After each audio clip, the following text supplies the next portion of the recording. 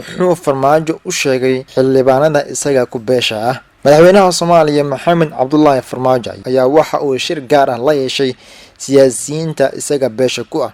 Farmaajo ayaa waxa uu xildhibaanadan uu kula kulmay aqalka dalka looga arrimiyo ee Villa Soomaaliya sida ay xaqiijiyeen warar lagu kalsoonaan karo.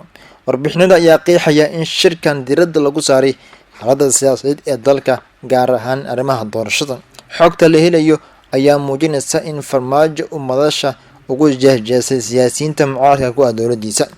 ragga qaar ee kursiga doonaya maba oga in aan aniga ahay madaxweynaha dalka, waxay ii haystaan in aan ahay ra'iisul wasaare, ayuu yiri sida ay sheegeen ila wareedada aan soo xignay. tani ayaa waxay imaanaysaa iyadoo mucaaradka uu ku midoobay isbahaysi ballaaran kaasi oo hogaamiye lagu doortay Sheekh Shariif Sheekh Axmed. guud ahaan intaas ayaan ku soo meereynaa wararkeeni. intaan dib ugu kulmi doono warkiisa xiga sidaas iyo nabadgelyo.